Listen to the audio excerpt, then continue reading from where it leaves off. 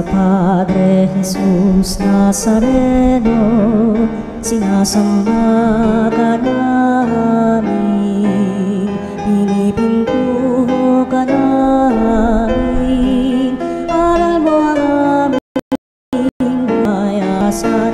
Nuestro Padre Jesus Nazareno, iligtas mo kami sa kamatayan, ang krus mong pinamatayan ay sagisag ng aming kaligtasan.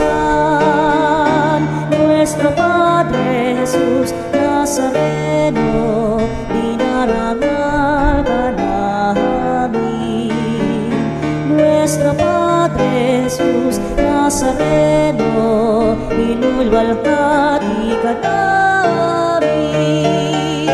Nuestro Padre Jesus Nazareno, inarangal ka namin. Nuestro Padre Jesus Nazareno, inulwalhati ka namin.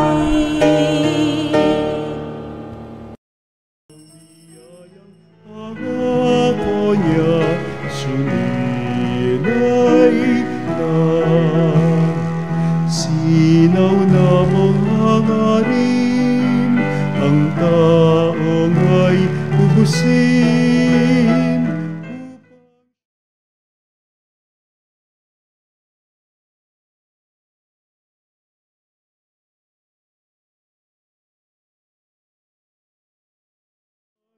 Magsiyawit na bayan, pinagpala ka, dakilang biyayang pangako niya, suminay ka. Tayo ngayon natitipon sa ngalan ng Ama at ng Anak at ng Espiritu Santo. Amen. Ang pagpapala ng Panginoong Jesucristo, ang pag-ibig ng Diyos Ama, at ang pakikipagkaisa ng Espiritu Santo, naway sumainyong lahat. At sumayo rin. Mga kapatid, aminin natin ang ating mga kasalanan upang tayong lahat ay maging marapat gumanap sa banal na pagdiriwang.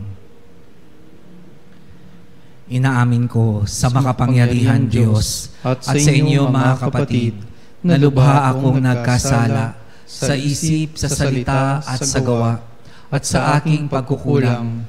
Kaya'y sinasamo ko sa mahal na Birheng Maria, sa lahat ng mga anghel at mga banal, at sa inyo mga kapatid, na ako'y ipanalangin sa Panginoong ating Diyos. Kawaan tayo na makapangyarihan Diyos, patawarin tayo sa ating mga kasalanan, at patubayan tayo sa buhay na walang hanggan. Amen. Panginoon, kaawaan mo kami. Panginoon, kaawaan mo kami. Kristo, kaawaan mo kami. Kristo, kaawaan mo kami. Panginoon, kaawaan mo kami. Panginoon, kaawaan mo kami. Manalangin tayo.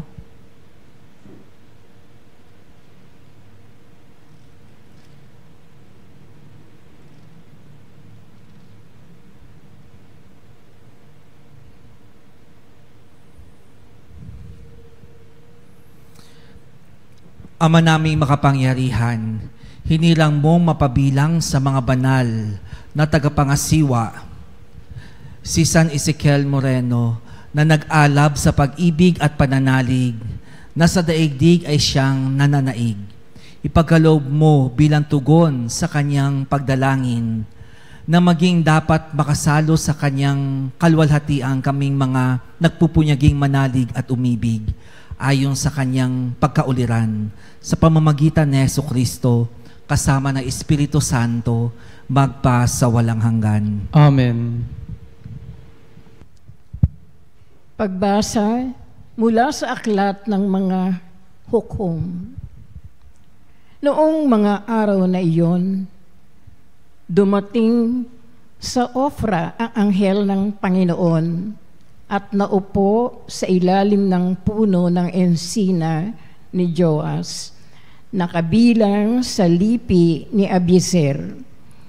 Si Gedeon na anak ni Joas ay kasalukuyang gumigiik ng trigo sa pisaan ng ubas. patago ang kanyang pag-iik at baka siya makita ng mga Madianita. Nilapitan siya ng anghel ng Panginoon at sinabi sa kanya, "Sumasa iyo ang Panginoon, matapang na bayani." Sumagot si Gedeon, "Bakit ganito ang pamumuhay namin kung sumasa amin ang Panginoon? Bakit wala siyang ginagawang kababalaghan ngayon, tulad noong ialis niya sa Ehipto ang aming mga ninuno? Gayon na rin sa kwento niya sa amin. Kami pinabayaan na ng Panginoon. Kung hindi, ay bakit natitiis niya kaming pahirapan ng mga Medyanitang ito?" Sinabi sa kanya ng Panginoon, "Lumakad ka at gamitin mo ang buong lakas mo sa pagliligtas sa Israel." Sumagot si Gedeon, "Paano ko maililigtas ang Israel? Ang aming sambahayan ang pinakamaliit sa lipi ni Manases, at ako naman ang pinakamahina sa amin." Sinabi sa kanya ng Panginoon, "Maililigtas mo ang Israel pagkat tutulungan kita. Lulupigin mo ang mga Madianitang ito na para ka lang pumatay ng isang tao." Sumagot si Gedeon, "Kung ako, Panginoon, ay talagang kalugod-lugod sa inyo, bigyan ninyo ako ng palatandaang kayo nga ang nag-uutos sa akin. Huwag muna kayong umalis at hahainan ko kayo ng pagkaing handog." "Hihintayin kita," sagot ng Panginoon. Lumakad na nga si Gedeon. Nagluto siya ng isang batang kambing at isang takal na harinang walang lebadura. Pagkaluto, inilagay niya ito sa basket at naglagay ng sabaw sa isang palayok. Inihain niya ito sa anghel ng Panginoon sa ilalim ng punong ensina. Sinabi sa kanya ng anghel, "Ipatong mo sa malaking batong iyan ang karne at ang tinapay. Pagkatapos, busan mo ng sabaw." Gayon nga ang ginawa ni Gedeon. Ang pagkain ay sinaling ng anghel sa pamamagitan ng tungkod. Nagkaroon ng apoy at nasunog ang handog, at biglang nawala ang anghel. Noon naniwala si Gedeon na ang anghel nga ng Panginoon ang nakausap niya. Dahil dito, kinilabutan siya, natakot at nanginginig na nagsalita, "Diyos ko, nakita ko ng mukhaan ang anghel ng Panginoon." Ngunit sinabi sa kanya ng Panginoon, "Huwag kang matakot, hindi ka maaano." At si Gedeon ang nagtayo roon ng isang altar na tinawag niyang "Ang Panginoon ay kapayapaan, Panginoon Salom." Ang salita ng Diyos. Salamat sa Diyos. Ang pooy nagsasalita, sa bayan niya'y papayapa. Ang poon ay nagsasalita, na bayan niya ay papayapa. Aking naririnig magmula sa poon ang sinasalita. Sinasabi niyang ang mga lingkod niya'y magiging payapa kung mangagsisisi at di nababalik sa gawang masama. Ang poo'y nagsasalita na bayan niya ay papayapa. Ang pagtatapatan at pag-iibigay magdadaop palad. Ang kapayapaan at ang katwiray magsasamang ganap. Sa balat ng lupay, pawang maghahari, yaong pagtatapat, at ang katarungan na may maghahari mula sa itaas. Ang poo'y nagsasalita na bayan niya ay papayapa. Gagawing maunlad ng Panginoong Diyos itong ating buhay. Ang mga halaman sa ating lupai bubungang mainam. Sa harapan niya, yaong maghahari pawang katarungan, magiging payapat, susunod ang madla sa kanyang daan. Ang poo'y nagsasalita na bayan niya ay papayapa.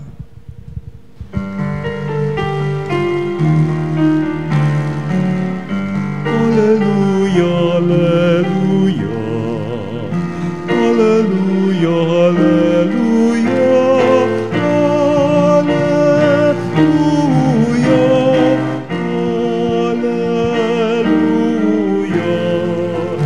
hallelujah, hallelujah.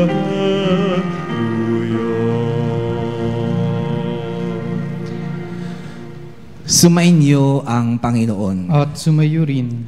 Ang mabuting balita ng Panginoon ayon kay San Mateo. Papuri sa iyo, Panginoon. Noong panahong iyon, sinabi ni Jesus sa kanyang mga alagad, "Sinasabi ko sa inyo, napakahirap mapabilang ang mayayaman sa mga pinaghaharian ng Diyos. At sinasabi ko rin sa inyo, madali pang makaraan ang kamelyo sa butas ng karayom kaysa pasakop sa paghahari ng Diyos ang isang mayaman."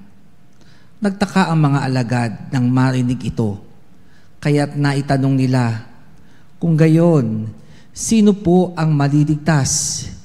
Tinitigan sila ni Jesus at sinabi, "Hindi ito magagawa ng tao, ngunit magagawa ng Diyos ang lahat ng bagay."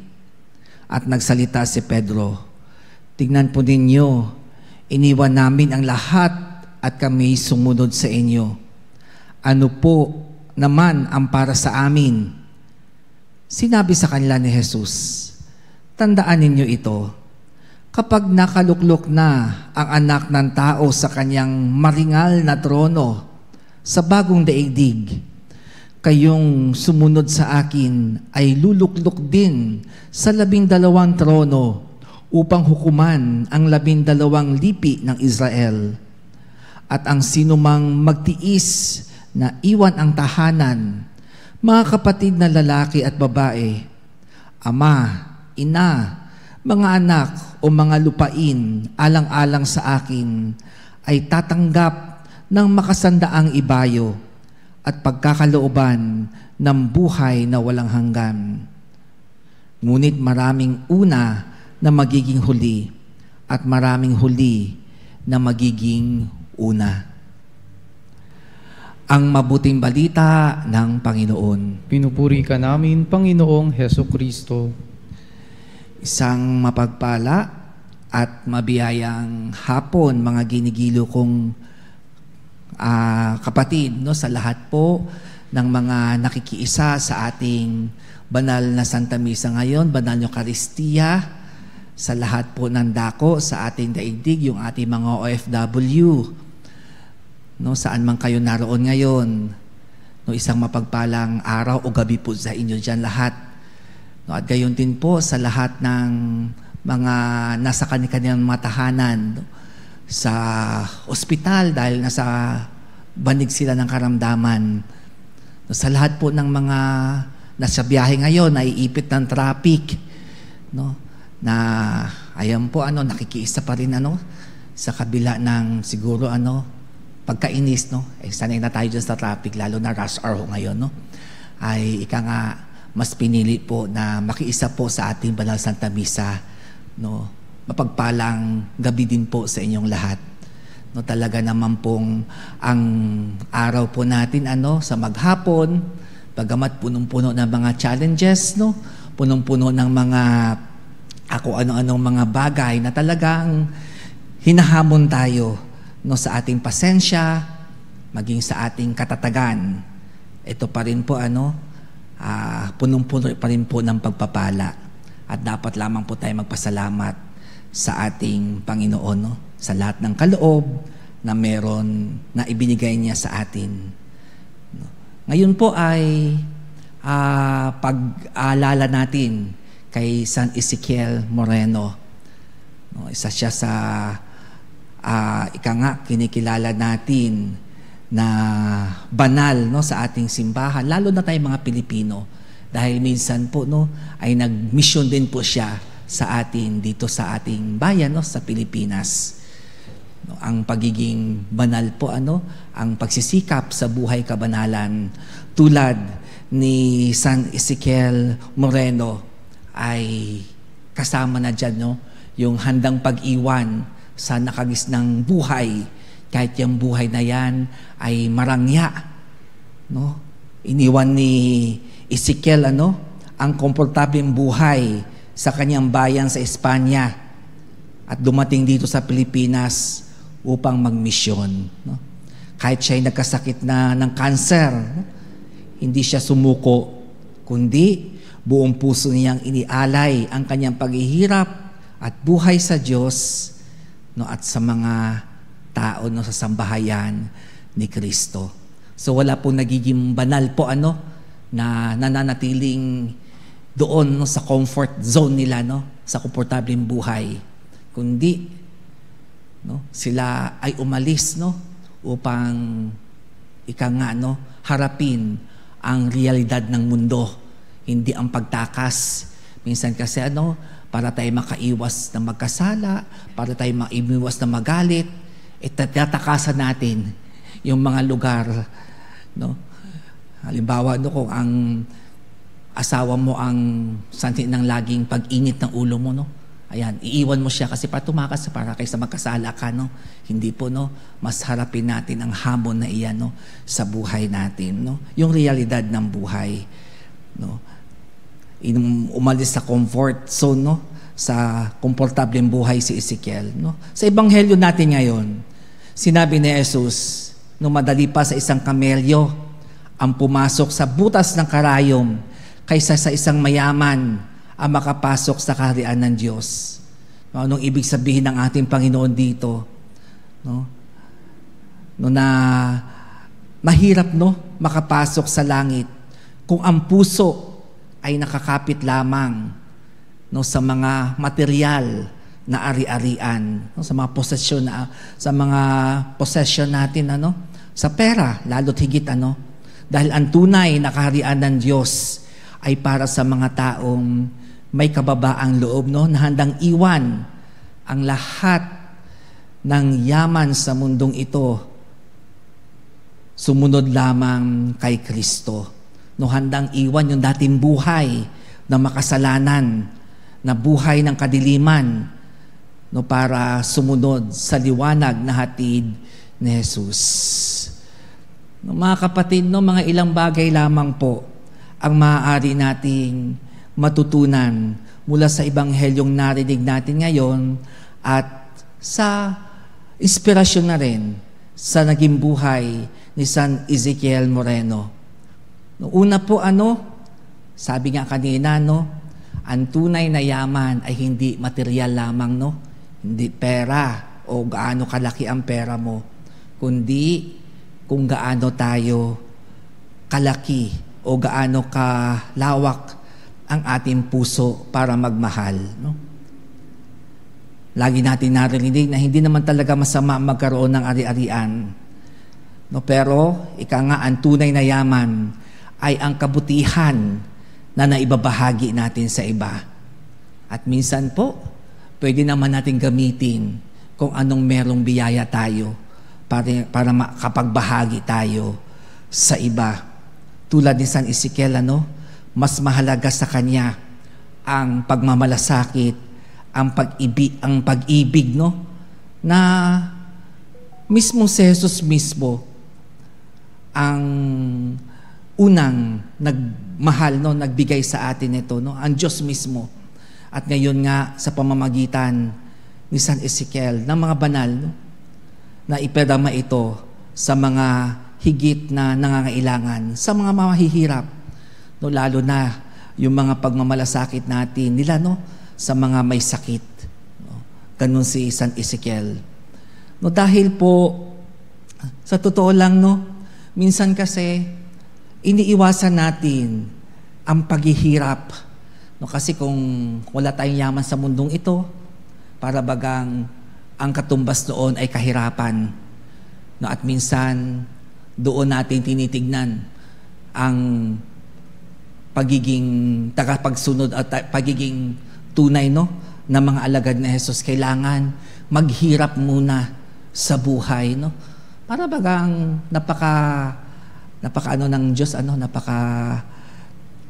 bang yung bagang malupit ang dating sa atin. Kailangan bang maghirap muna? Kailangan bang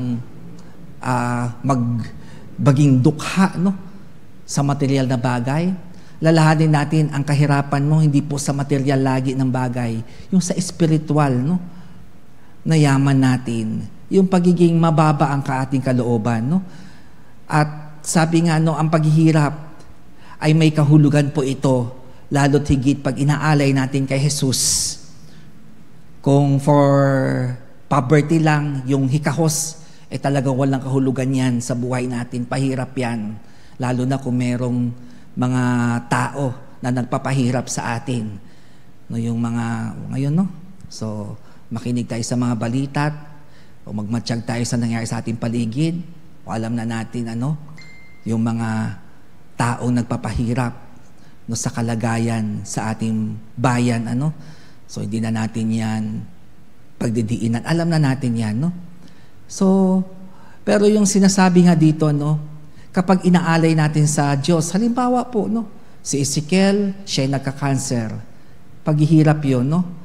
Mahirap yung magkaroon tayo ng sakit, no? Na hindi na natin nagagawa yung mga bagay-bagay nung malakas pa tayo. No, pero inalay niya ito sa Panginoon. Kaya nagiging biyaya ang kanyang paghihirap at pag-asa para sa iba. No? Sa lahat ng mga karanasan din po natin, no, mga pagsasakripisyo natin, pag yan ay alam natin may pinag-aalayan tayo, no, tiyak po makabuluhan, no, may saysay, may kabuluhan, no, lahat ng ating mga pagpupunyagi.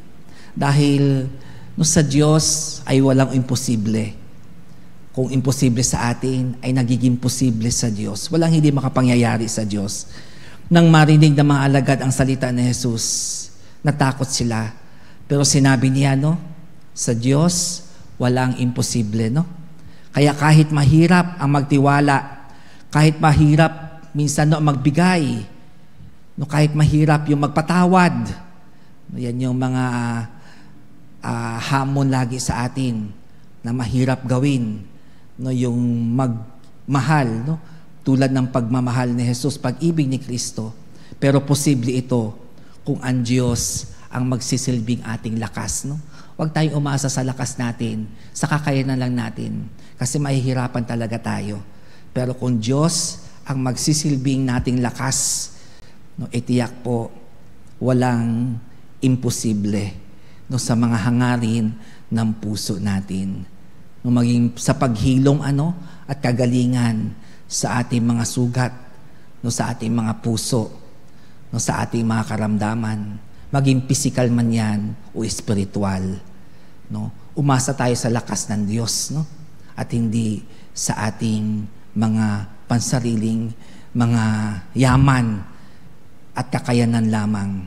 No, kaya mga kapatid, sa pagunita din natin kay San Ezekiel Moreno, alalahanin natin na ang Diyos ang ating tunay na kayamanan. No? Kasama natin sa lahat ng oras, lalo na sa oras ng sakit at paghihirap. No?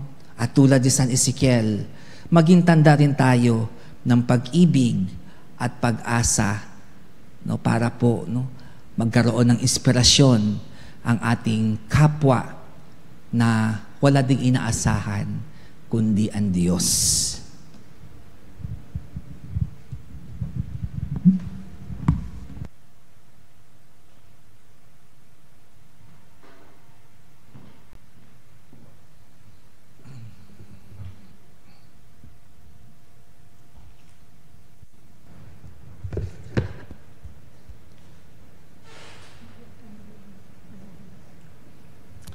Manalangin tayo sa Diyos Ama para sa katatagan na mapaglabanan ang tukso ng material na bagay at kasiguruhan. Ang ating itutugon, Panginoon, tulungan mo kaming ituon ang aming mga puso sa iyong kaharian. Panginoon, tulungan mo kaming ituon ang aming puso sa iyong kaharian. Ang simbahan naway magbigay saksi sa halaga ng makalangit na kaharian. Manalangin tayo sa Panginoon. Panginoon, tulungan mo kaming ituon ang aming mga puso sa iyong kaharian.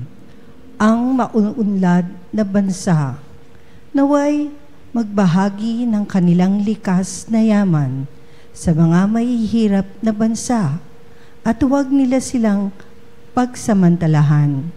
Manalangin tayo sa Panginoon. Panginoon, tulungan mo kaming ituon ang aming mga puso sa iyong kaharian. Ang mga Kristiyanong namumuhay sa karangyaan, naway maging matalino sa paggamit ng kanilang kayamanan ayon sa diwa ng pagbabahagi at pagmamahal. Manalangin tayo sa Panginoon. Panginoon, tulungan mo kaming ituon ang aming mga puso sa iyong kaharian. Sa mga matatanda, dukha at may sakit, naway maipakita natin ang ating pagkalinga at habag. Manalangin tayo sa Panginoon. Panginoon, tulungan mo kaming ituon ang aming mga puso sa iyong kaharian. Ang mga yumao, naway makibahagi sa kayamanan ng kaharian ng Diyos. Manalangin tayo sa Panginoon. Panginoon, tulungan mo kaming ituon ang aming mga puso sa iyong kaharian. Ama naming nasa langit, pakinggan mo ang mithiin ng iyong bayan. Mapuno nawa kami ng karunungan ni Jesus. Siya na nabubuhay at nagahari kasama mo at ng Espiritu Santo magpa sa walang hanggan. Amen.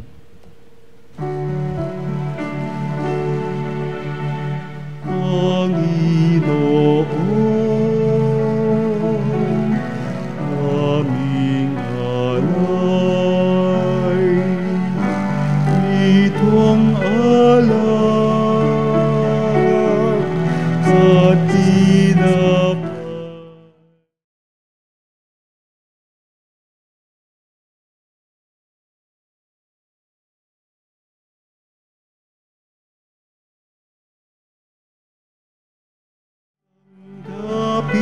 Kapinsan, iyong kamay, alay namin,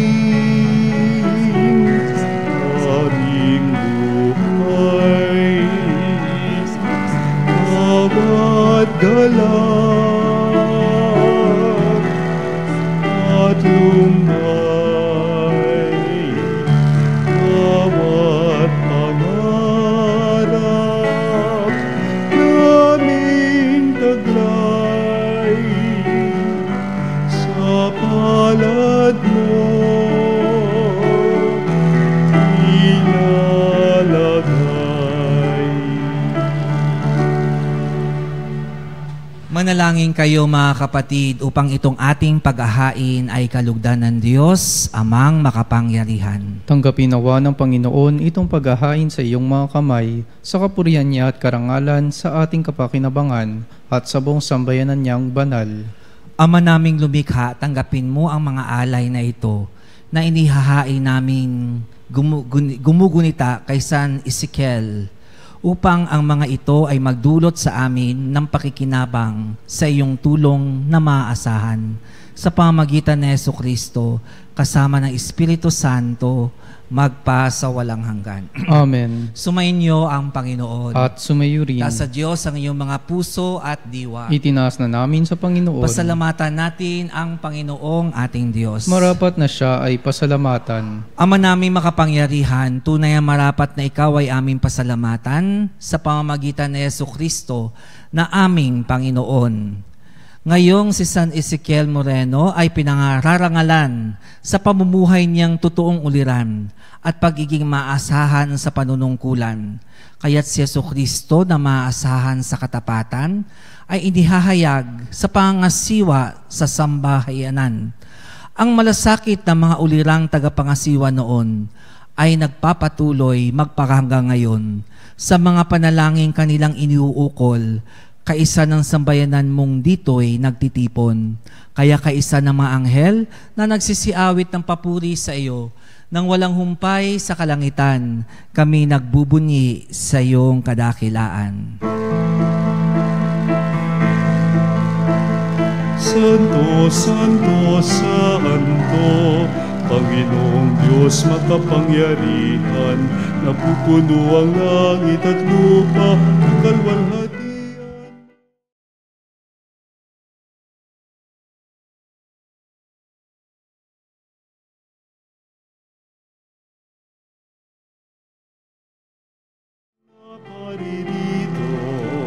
Sa ngalan ng Panginoon, Hosana sa kaitaasan.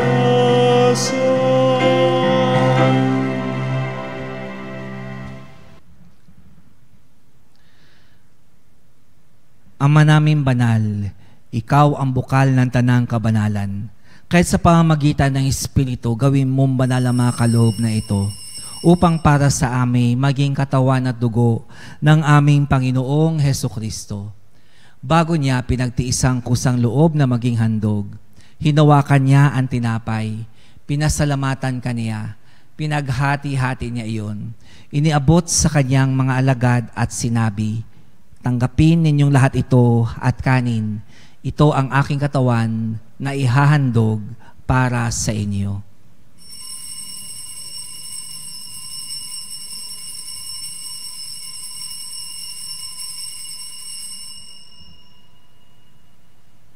Gayon din naman nung matapos ang hapunan, hinawakan niya ang kalis, muli kanyang pinasalamatan, iniabot niya ang kalis sa kanyang mga alagad at sinabi, tanggapin niyo yung lahat ito at inumin, ito ang kalis ng aking dugo, ng bago at walang hanggang tipan. Ang aking dugo na ibubuhos para sa inyo at para sa lahat, sa ikapagpapatawad ng mga kasalanan, gawin ninyo ito sa pag-alaala sa akin.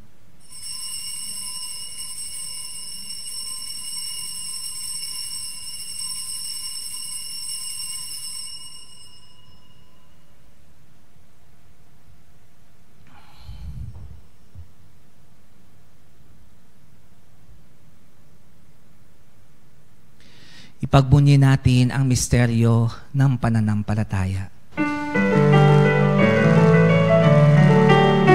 Si Kristo ay gunitain, sarili ay inihain.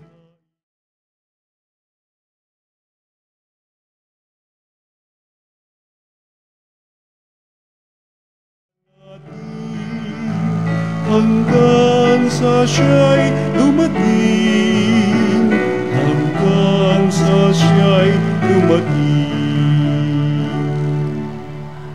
Ama, ginagawa namin ngayon ang pag-alaala sa pagkamatay at muling pagkabuhay ng iyong anak. Kaya't iniaalay namin sa iyo ang tinapay na nagbibigay buhay at ang kalis na nagkakaloob ng kaligtasan. Kami nagpapasalamat dahil kami iyong minarapat na tumayo sa harap mo para maglingkod sa iyo. Sinasamo namin kami magsasalo-salo sa katawan at dugo ni Kristo ay mabuklod sa pagkakaisa sa pamamagitan ng Espiritu Santo. Ama, lingapin mo ang iyong simbahang laganap sa buong daigdig. Puspusin mo kami sa pag-ibig, kaisa ni Leon na aming Papa at ni Elias na aming Obispo at ng Tanang Kaparian. Alalahanin muli ng mga kapatid naming nahimlay nang may pag-asang sila'y muling mabubuhay, gayon din ang lahat ng mga pumanaw. Kaawaan mo sila at patuloyin sa iyong kaliwanagan. Kaawaan mo at panggidapating kaming lahat na makasalo sa iyong buhay na walang wakas. Kaisa ng mahal na Birheng Maria na ina ng Diyos at ni San Jose, ang kabiyak ng kanyang puso, kaisa ng mga apostol at ng lahat ng mga banal na namuhay dito sa daigdig ng kalugod-lugod sa iyo. May pagdiwang nawa namin ang pagpupuri sa ikararangal mo sa pamamagitan na iyong anak na aming Panginoong Hesukristo. Sa pamamagitan ni Kristo, kasama niya at sa Kanya, ang lahat ng parangal at papuri ay sa iyo, Diyos Amang makapangyarihan, kasama ng Espiritu Santo, magpa sa walang hanggan. Amen. Amen. Amen.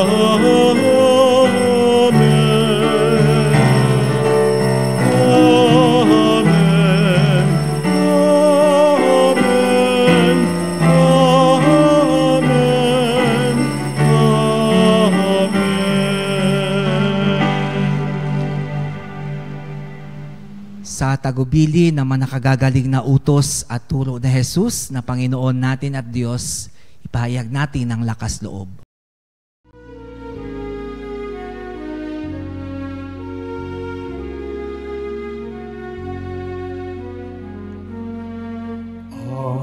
Namin sumasalangit ka, sambahin ang ngalan mo. Mapasa amin ang kaharian mo, sundin ang loob mo. Dito sa lupa para ng sa langit, bigyan mo kami ngayon ng aming kakanin sa araw-araw, at patawarin mo ang aming mga sala para ng pagpapatawad namin sa nagkakasala sa amin, at huwag mo kami pahintulot sa tukso, at iadya mo kami sa lahat ng masama.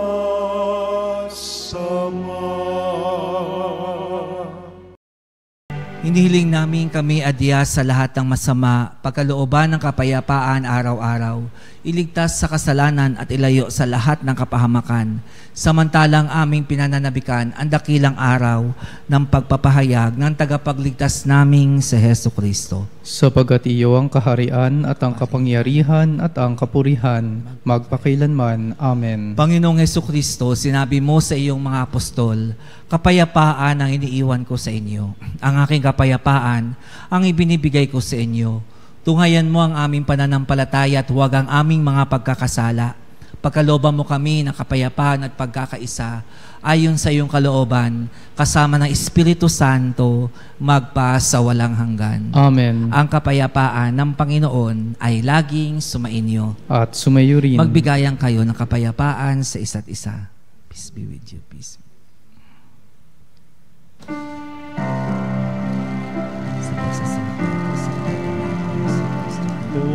Cordero ng Diyos na nag-aalis ng mga kasalanan ng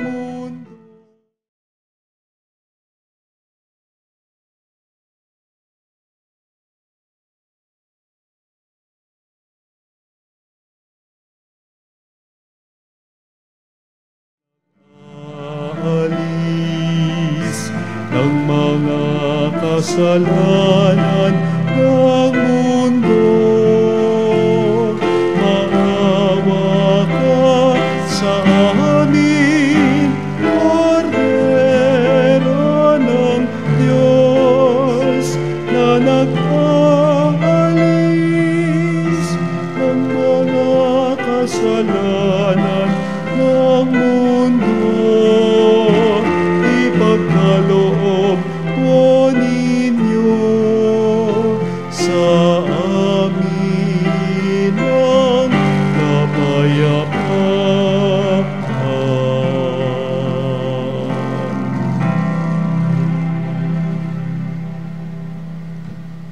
Ito ang kordero ng Diyos. Ito ang nag-aalis ng mga kasalanan ng sanlibutan.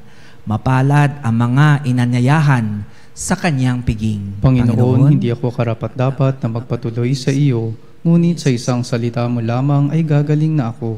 Pagsanggalang nawa ako ng katawan at dugo ni Kristo para sa buhay na walang hanggan. Amen.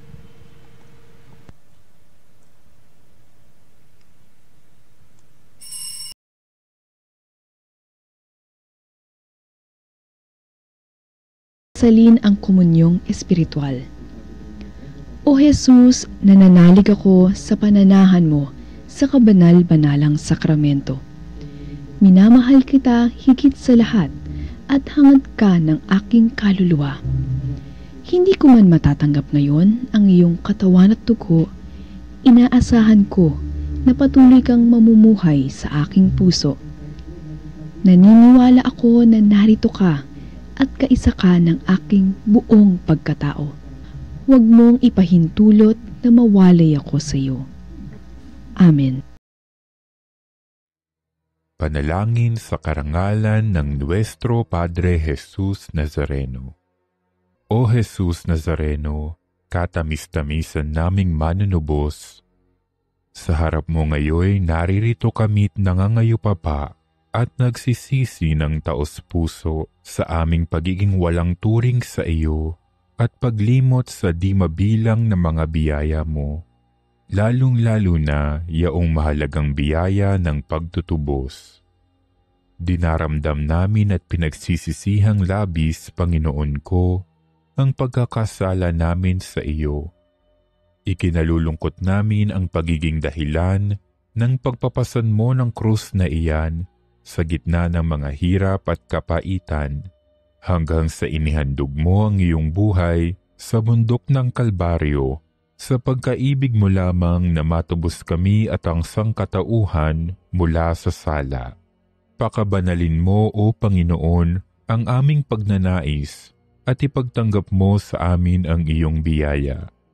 Maging tagapamagitan nawa ang iyong ina, ang kalinis-linisang Birheng Maria.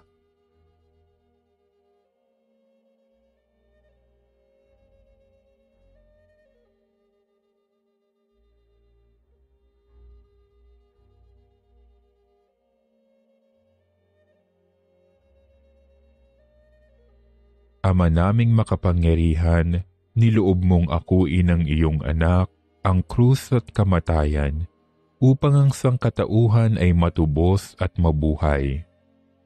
Ang pag-ako namin sa krus at kamatayan dito sa lupa, ayon sa diwa ng pagsunod sa iyong loob, na ginanap ng iyong anak, ay magpagindapat nawa naming kamtin ang lubos na katubusan at pagkabuhay sa iyong piling, sa pamamagitan ni Hesukristo, kasama ng Espiritu Santo, magpasawalang hanggan.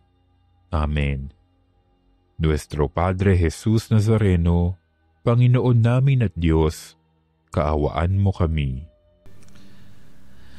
Manalangin tayo.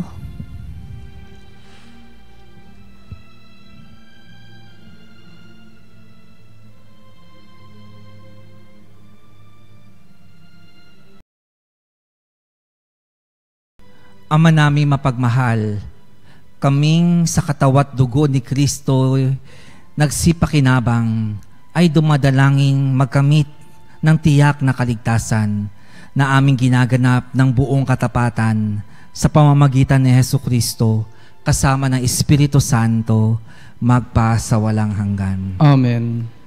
Ngayon po sa lahat po ng mga may karamdaman, sa ating mga kaanak o tayo mismo na may mga dinadaing na sakit sa iba't ibang bahagi ng ating pangangatawan, at gayon din sa mga spiritual na karamdaman, hindi lamang sa pisikal, ganon din sa mental at sa lahat ng uri ng mga sakit na nagpapaalipin sa atin. Panalangin para sa mga may sakit. O makapangyarihan at mapagkalingang Ama, kaming mga dumaranas ng mga karamdaman ay dumudulog sa iyong kalooban, sapagkat ikaw ang taga-aliw ng mga nagdadalamhati at kalusugan ng mga may sakit. Lubos kaming nagtitiwala sa iyo dahil sa mga mahimalang pagpapagaling mula sa iyo. Taglay ang maalab na pananampalataya at pamimintuho. Kami buong kababaang loob na sumasamo sa iyo para sa aming mga kapatid na may karamdaman. At sa katahimikan po, banggitin po natin ang lahat ng mga pangalan ng ating mga ipinagdarasal at lahat ng ating mga intensyon.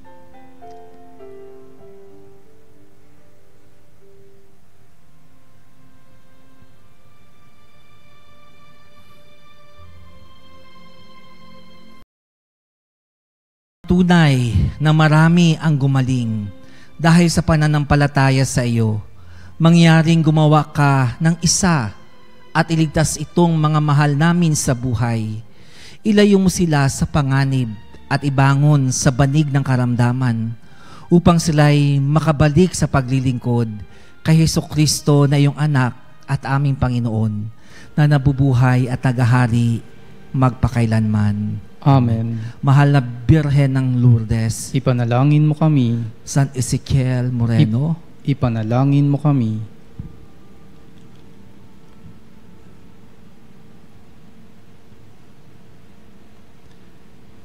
sumainyo ang Panginoon. At sumayo rin. At ang pagpapala ng makapangyarihan Diyos, Ama, ng Anak, ng Espiritu Santo ay manaog nawa at mamalagi sa inyo magpa sa walang hanggan. Amen. Tapos na ang ating banal na misa. Humayo kayong taglay ang kapayapaan ni Kristo. Salamat sa Diyos.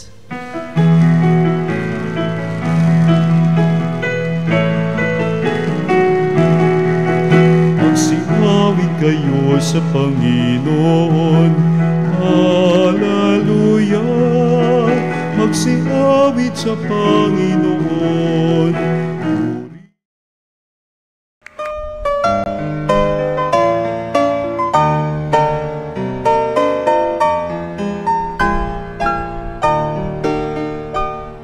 Nuestro Padre Jesus Nazareno, sinasamba ka namin, pinipintuho ka namin, aral mo ang aming buhay at kaligtasan. Nuestro Padre Jesus Nazareno, iligtas mo kami sa kamatayan. Mong pinamatayan ay sagisag ng aming kaligtasan. Nuestro Padre Jesus Nazareno, dinarangal ka namin. Nuestro Padre Jesus Nazareno, inulwalhati ka namin. Nuestro Padre Jesus Nazareno, inarangal ka namin. Nuestro Padre Jesus Nazareno, inulwalhati ka namin.